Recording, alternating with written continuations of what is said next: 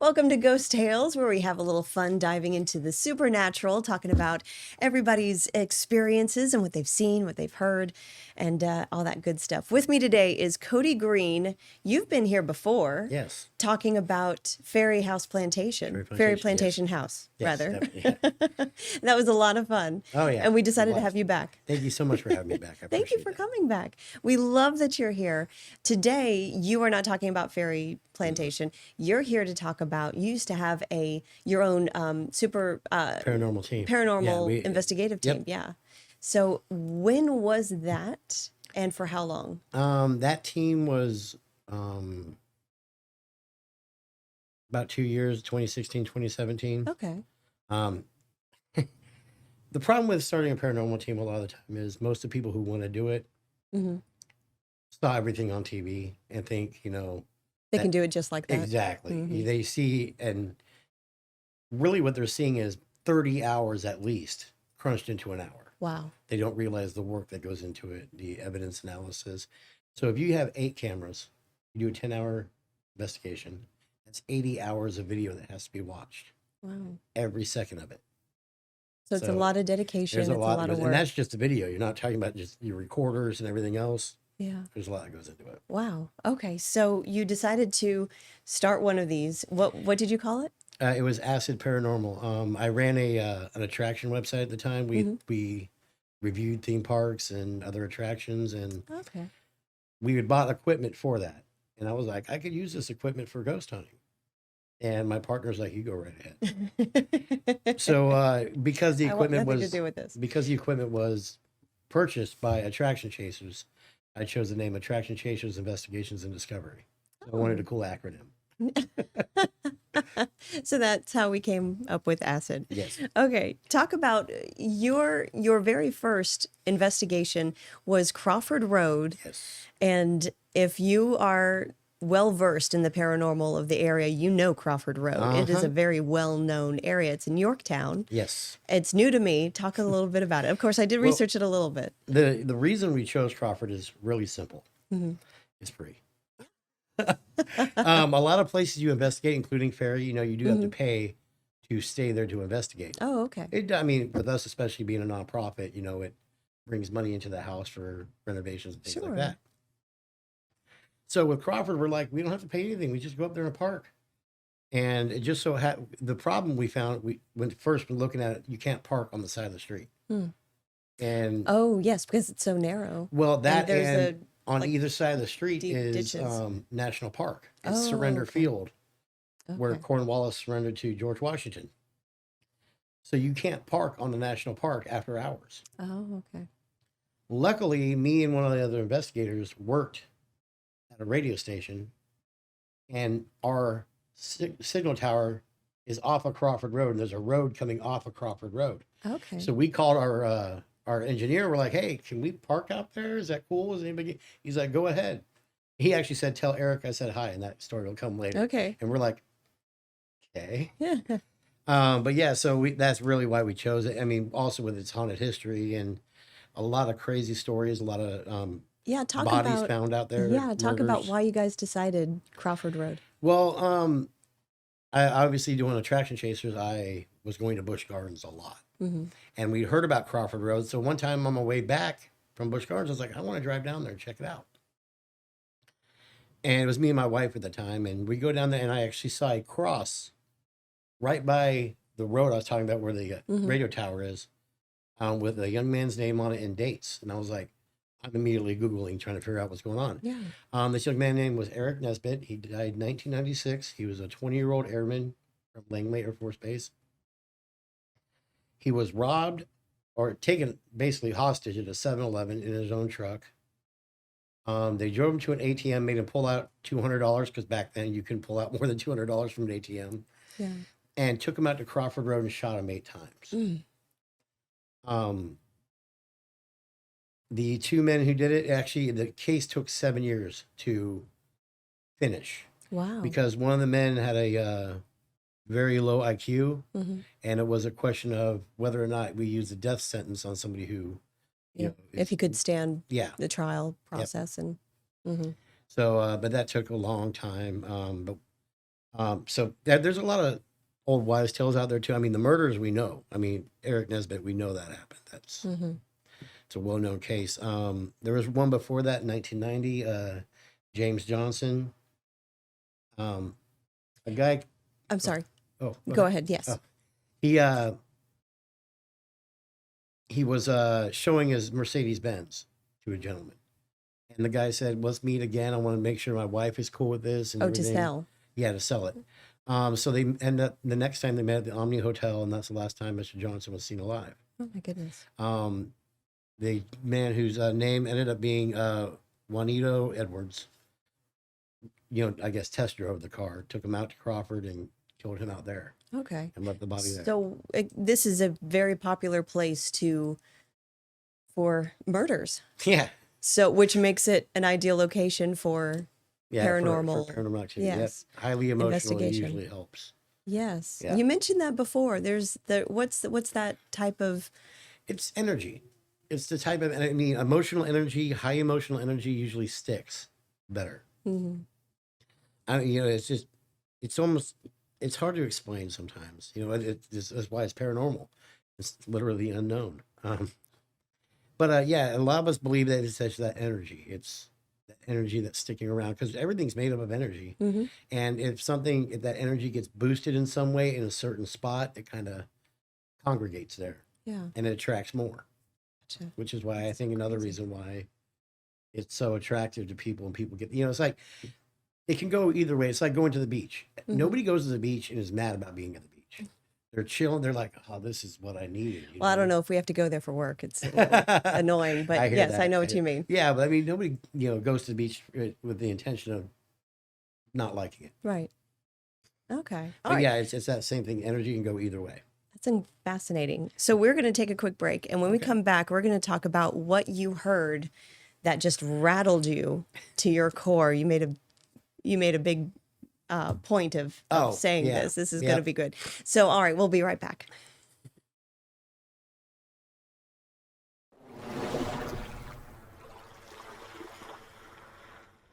We are back with Cody Green talking about, I'm sorry, I can't get over the wave noise and just how calming it is and the juxtaposition.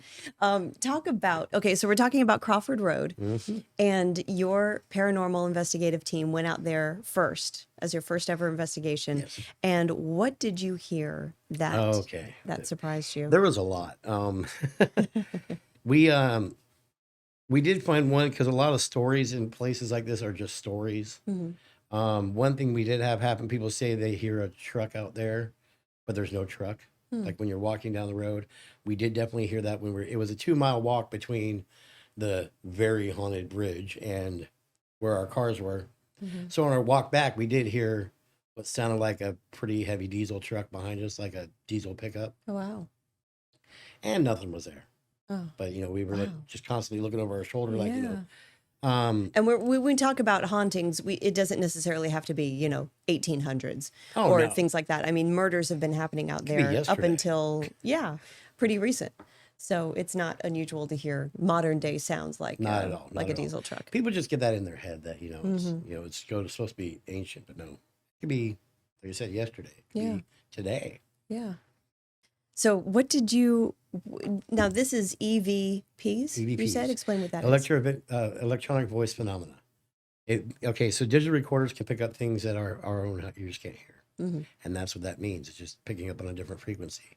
So when you hear it on your recorder, but you didn't hear with your own ears, it's an electronic voice phenomena. Okay. So, which you see that a lot in the shows. There's a lot of that. Yeah. Explain what you heard that was so crazy. Okay. We got a lot of EVPs our main focus was the murder site of Eric Nesbitt and at the cross that was there. So we had a 6-person team and we took turns in pairs going out there and doing EVPs at the cross. This one still gives me chills. I can act out exactly what I did. So I'm sitting in the garage doing evidence analysis, going through all this stuff. And I'm just sitting there, and sometimes you just start to doze a little bit. Yeah. But when you catch something, though, it wakes you right up. And I mean, I heard it, and I Called my wife in. I'm like, come here, listen to this, and played it over and over and over again. Class A EVP, which means clear as day, no denying it.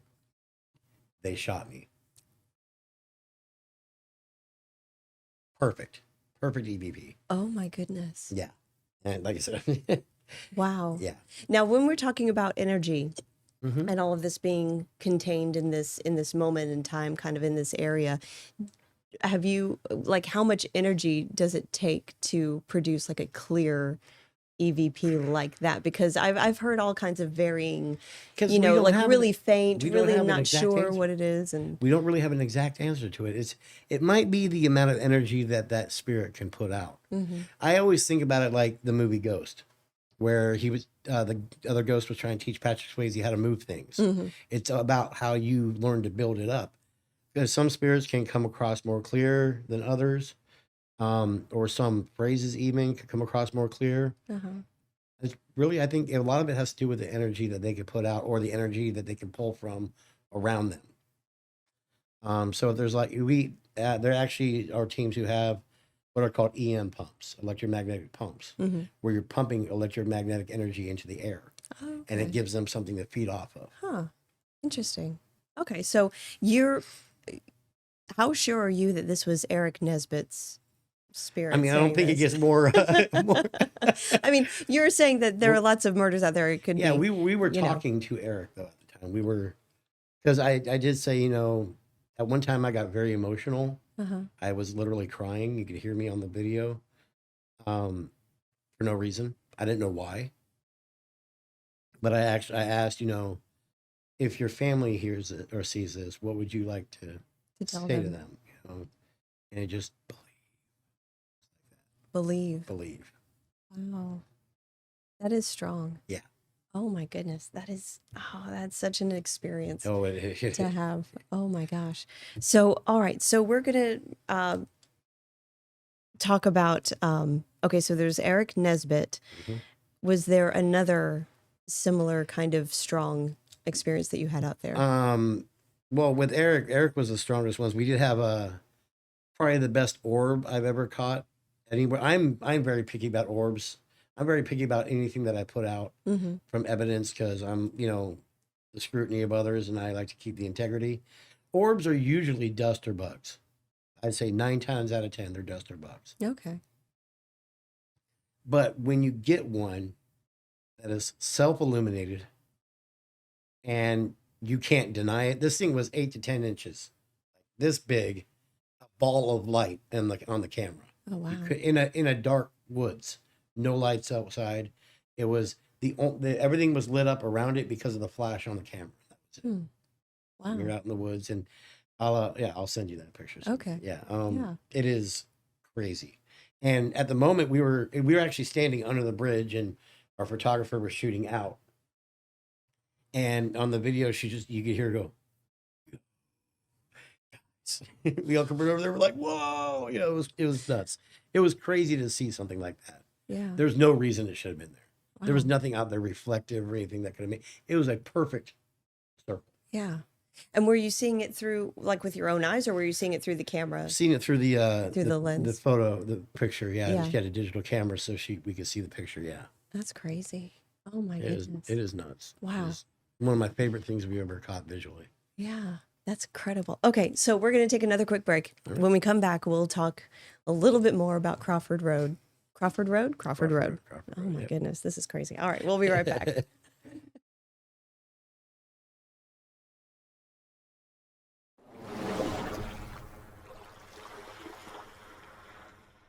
Okay, so we found the picture of the orb. Let's show everybody what you're talking about when you saw this orb. So that's the orb right there in the middle. Yep. You can see here. I'll move this.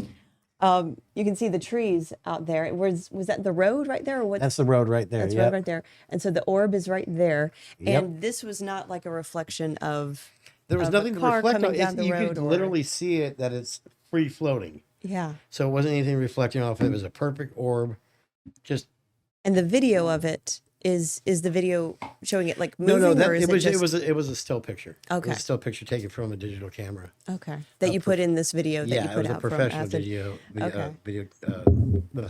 digital camera. And folks can go on YouTube and search for Just look acid. up acid paranormal Crawford Road and you'll find the video easy. Yeah. Oh, it's crazy. Okay. So yeah, that definitely no reason for that to be there other than None at all. something unexplainable. Okay, so talk about Austin Baxley, Okay, 19-year-old. 2016, Austin Baxley, 19-year-old, was taken out there by some friends, quote unquote. It was actually, the way the Portsmouth sheriff said it was 4 people left Portsmouth and 3 came back. Only Julian Rios was convicted of his murder. It was his boss at the time. They kind of think it was some kind of a plot. They were, coaxed him out there. Or there's also a female involved. There was money issues involved. So, but it was a really sad story. It happened not long after we investigated. And we actually were reached out to by his family, and we talked with them. So we actually met them at Ferry, and they came out as vendors for one of our events. And it was really, kind of touching and talking to them and hearing more about Austin, what a great kid he was. It's different when you got that personal connection to it. Yeah. I mean, we didn't know Austin. We weren't out there after he passed, but it was, still like we kind of felt that connection to Crawford Road, no matter how crappy that connection was or the reason for that being. But yeah, he was a good kid with a bright future ahead of him. So. Yeah. It's unfortunate that this place exists with this kind of reputation to it. There are places like that around the country, that just seem to attract that, or they're easy to get out there in the dark and, nothing good ever happens after 2 a.m., right? Yeah. Like you said, there's nothing out there that's so remote. There are no cameras, no lights, no nothing out there. And kind of, no reason to be passing by in the middle of the night. Exactly. In that stretch of Crawford, that's the haunted area, because it's less than 4 miles. But that stretch, there's no houses. I said it's in the middle of Surrender Field. It wasn't a battlefield; it was a camp. But there is talk about, there's rumors about Civil War stuff happening out there, or even KKK stuff happening out there in the past. But there's nothing to substantiate that. There is a bridge that goes over the top of it, and there's a ton of urban legends with that. Yes, we were talking about that before taping. Woman jumped from the bridge on her wedding night and died. It's like a 20-foot bridge. I mean, she didn't break her leg. It's just so many urban legends with stuff like, you stop your car underneath the bridge, turn off your lights, put it in neutral, and something's going to push your car. That'd be great if it were level. Yeah. It'd be more believable. But you've said it's not level, it's no surprise that your car doesn't stay put. It looks level, but it's an optical illusion. It is going to roll. Because you took your leveler out there. Yeah. So you know. First rule as an investigator, debunk first. Yes. Disprove first. Yes. That way, when you prove something, it's gold. Yeah. So that's a good rule of thumb. Never believe right off the bat without looking into it. I always like to research the areas first. A lot of teams don't want to know like the actual paranormal history. They just want to know the place is haunted. Go discover. Yeah, and go I like to research, especially a place like this when you're outside at night. And it's obviously not a safe place. We did contact Pocosin Sheriff's Office and let them know we were going to be out there. Yeah. We also contacted the Park Ranger Service and let them know we were out there, just so they didn't come out there thinking we're causing problems. Right. But that actually connects to a really great story. We were under the bridge. Now the bridge has a ton of urban legends to it. If you write your name on the bridge, is covered in graffiti. If you write your name on the bridge, you're gonna die. Things like that. If that's the case, there's like thousands of people who died from that bridge. It is covered. Yeah. But I'm standing under the bridge. We're doing an EVP session. Andy's taking the pictures. It was me, James, and Andy under there. The other 3 had walked down the road a little bit. So I'm doing an EVP session, and she's like, look, I'm seeing orbs like further away. They get close and then they go away. And I'm like, are you guys scared to come under here? What's going on? Are you scared to come under the bridge? Tell me what's up. Yeah. And I hear, you talking to me? And we all look at each other like... I step out from under the bridge. I look up. There's a park ranger leaning over the bridge, thinking that I'm trying to call him out, like, come under the bridge, bro. He goes, "You guys are the guys out here ghost hunting, right?" I was like, "Yeah." He goes, "All right, yeah, just be safe." It was because we all just were like, Whoa. "Bro, we being called out." Immediately, all three of you jump out of your skin. Yeah, that's so funny. Yeah. And your friend who you called for permission to park there, he said, "Say hi to Eric for me." Yeah, and he was talking about Eric Nesbitt Eric because that Nesbitt. cross is right there at the At the corner, tower. the corner of the Tower Road and Crawford Road. So Wow. he knew that Eric's murder site was there. Oh my goodness. All right. So talk a little bit about for people who are wanting to venture out there. First of all, is that necessarily a good idea? It depends on how you approach it with it like that with anything. But don't go out there. Don't go into any investigation with a hot head. Mm-hmm. They were people too. Treat them like it. If you're going out there, be cautious. Keep your head on a swivel. If you're going out any place at night in the dark, pay attention to your surroundings. But yeah, places like that obviously have had a history of violence. It's up to you. I'm not going to tell anybody not to. I'm not going to tell anybody to do it, but think about what you do first. Plan ahead. Don't go out there alone. Don't go out there alone. Yeah. Hear that, kids? Don't go out there alone. Well, if you're a kid, don't go out there at all. Yeah, that too. But yeah, it's yeah, we got some awesome stuff, but I'm not going to tell anybody you need to go out there. We did it. We were new, and Yeah. luckily everything was okay. Would you say that was probably the most active place that you guys saw in your experience with your investigative team? No, I think Ferry's still the most active.